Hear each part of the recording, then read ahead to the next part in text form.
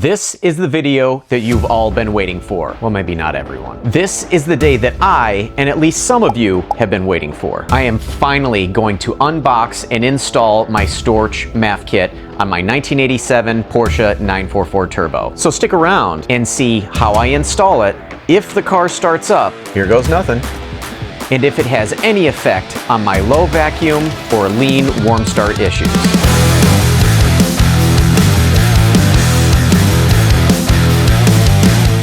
Here it is, the box that I have been waiting to open for the past couple of weeks. My Storch MAF Kit, or Luftmassenmesser. Deutschland ist schön. So I thought it would be beneficial for you guys if I were to do a proper unboxing so that you can see everything that comes in the box. And this can hopefully help some of you if you're trying to decide if you want to make this type of purchase or not. All right, so here we go. Just cutting it open so you can tell that I have not had it open previously. And let's see what we have. So it looks like it has some instructions as well as Top of the morning. some zip ties and a type of pigtail. Now, I am not going to need to use this for a reason that I'll show you all in a minute, but this is essentially what would give the MAF unit its power. It plugs in between the DME side connector to the idle control valve and the idle control valve itself, and you would plug in the power wire that goes to the MAF into this connector, clamp it down, and that would give it its power source. But like I said, I'm not going to be using this, at least I don't think so. So I'm going to set this aside, and here's some more instructions that are in German and in English. And what this does is describe the fact that you have the ability to adjust your air-fuel mixture on the MAF. So basically, you turn it counterclockwise for a leaner mixture and clockwise for a richer mixture. I'll revisit this after I get it installed and start up the car and see what it looks like when it's running, but it's neat to know that you have this ability with this MAF kit. All right, so now let's open the unit itself.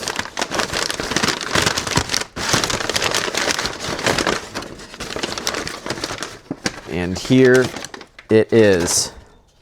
Wow, that actually looks really nice. As you can see, this is all Bosch components made in Germany.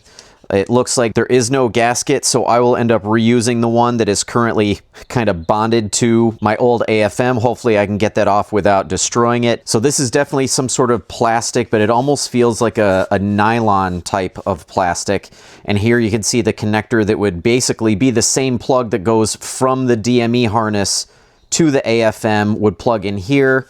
And then there is a separate power line that would connect to a line that I have on my Kroon wiring harness. I had them add a separate power source that went alongside the plug to the AFM so that I could install a MAF kit in the future like I'm doing right now. So overall first impressions, this is really, really nice. And it should be for how much it costs. But so far, I'm really happy with the quality of this unit. So my first step is to try to get this gasket off of my old AFM because I want to use that between the airbox and the MAF sensor. So I have just a plastic scraper, and I'm going to see if I can go around and separate this gasket from the AFM without destroying it. And so far it seems to be coming off okay. This is a rebuilt AFM that I had bought a few years ago, and when I installed it, I did install a brand new gasket along with it. So far so good.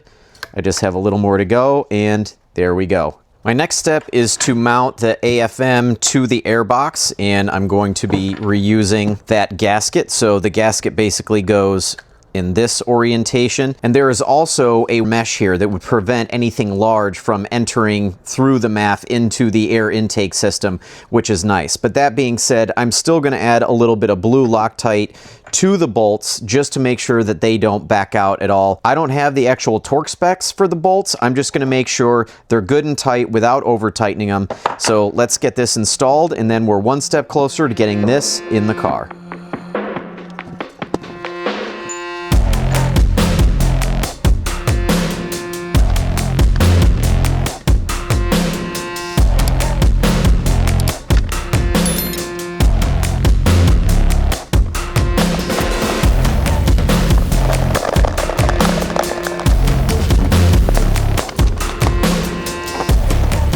Okay, so I have the MAF attached to the airbox. I've got the bolts good and tight, but not over tightened.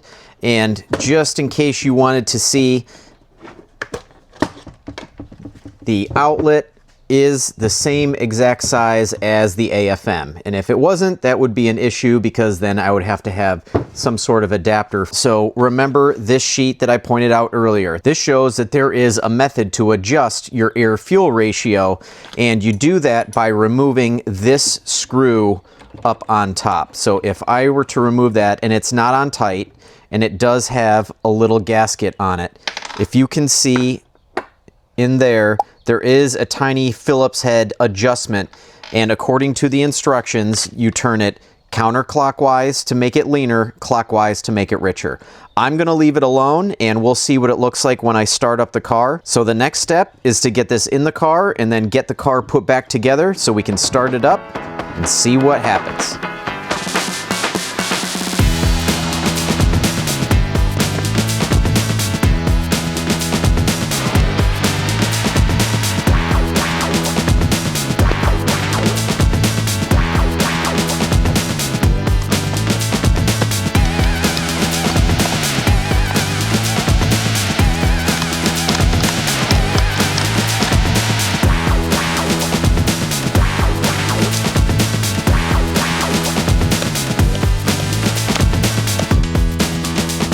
Okay, the airbox and the MAF kit are installed. I hooked up the J-boot to it. It was a little bit of a challenge to get the J-boot to bend enough to get on top of the MAF, but honestly, I had the same issue with my AFM. But regardless, I was able to get the clamp good and tight, and I'm pretty confident that there are not going to be any air leaks. The total weight of the MAF kit and the airbox combined was significantly less than just the AFM itself. That is a pretty heavy unit, and not that it probably makes any difference whatsoever, but it is much nicer to be able to meander this thing around than it is that AFM. So a couple of things to point out. I am a little bit nervous about the clearance in terms of where the connector connects to the actual plug and where the charge pipe comes out of the intercooler and attaches to the throttle body. But then again, this is a Kroon wiring harness, so I don't know if the length of this connector is any different than it would be from factory. So we'll see, and I'm sure I could figure out a solution. So there's a couple of wires here. So this is the power wire to the MAF sensor itself. And this is a 12-volt switched power source that when I bought my Kroon wiring harness, I spent a little bit extra money and bought their 12-volt wiring MAF kit option. So basically, this allows me to power the MAF without using that pigtail that clips in between the DME harness and the ICV valve. And one of the things that I bought was a connector, just a single pole connector, so that it will make it a little bit easier to connect and disconnect should I need to remove this. I also bought an inline fuse. This is just a 5-amp fuse. When I bought the Kroon harness and had that additional wire installed, I asked them if it was fused, and they said it was not, and it might not be a bad idea to put one in just for safety's sake. Like I said, this is just a tiny 5-amp fuse, but I'm going to solder this in inline, and I'm going to do this off camera. In my opinion, there's nothing more boring than watching somebody try to solder wires. But what I'm going to do is solder this in to the line that goes from the DME harness itself, and that way I have a plug that should be easy to disconnect should I need to remove this. I'm not going to sit here and read all of the instructions to you guys over here on this video. The instructions, while in German and in English, are actually very good. Not that I actually use these, because it's honestly very self-explanatory on how to put this together. And there are a couple of videos. There's definitely one by NC944ER. I'll link that video in the description below. If you have a naturally aspirated 944, his is specific to the later car, so I believe it was a 1988 944 that he installed a Storch MAF kit on. For all you 16 volt folks, and I used to be one of these when I had my 87S, then it looks like it comes with a couple of voltage adapters. And that is because if you have a 16 volt car, the idle control valve only has 2 pins as opposed to 3 pins on an 8 valve car. But how awesome is it if you have a 16 valve car, you have a MAF option, which is something that I had never seen before and I really wish I knew about when I had my 87 944S.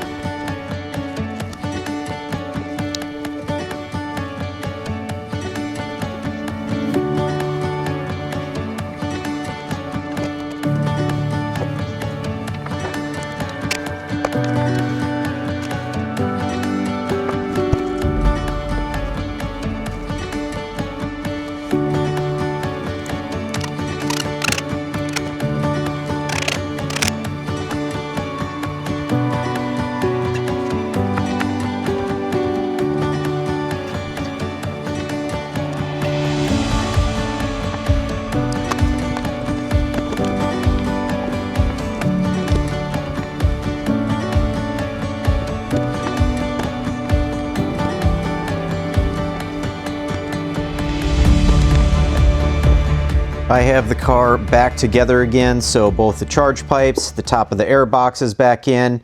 So what do I like so far and what do I don't like? Well, pretty much I do like everything except for just a few things. So one, this connector is touching this charge pipe. Now, I'm not really sure, but I think this Kroon harness connector is actually longer than what the factory one might have been. It's not touching it a lot. I don't think it's really influencing or trying to move this connector or this, what I'm assuming is a control board underneath here at all, but I'm still not super stoked that they are touching. Not that this is going anywhere, it's pretty rock solid.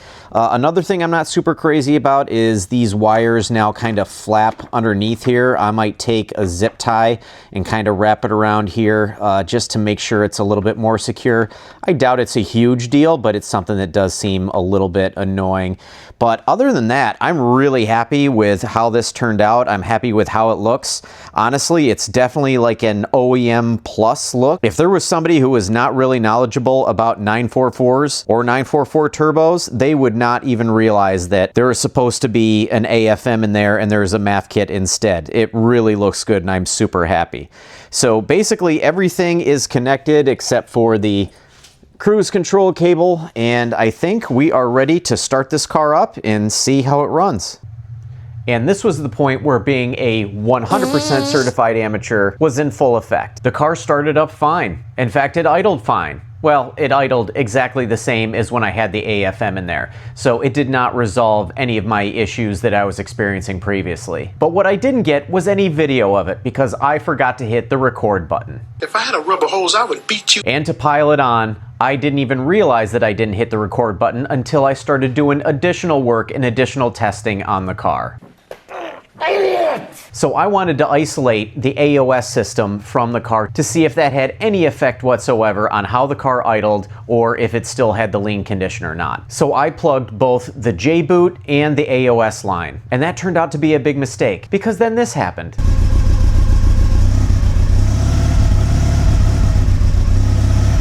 And then this happened, which means then this happened. So to hear more about all of that, you're gonna have to tune in to the next video. So if you enjoyed this video or you found it helpful at all, or if you just plain feel sorry for how much of an idiot I am, You are one pathetic loser. please give this video a like, be sure to subscribe and hit the notification bell so you'll be alerted the next time I upload a video on this car so you can be kept up to speed on its progress. So thank you all for following along on my Project 944 Turbo, all of the trials and tribulations that I am going through, and I'll catch you on the next one.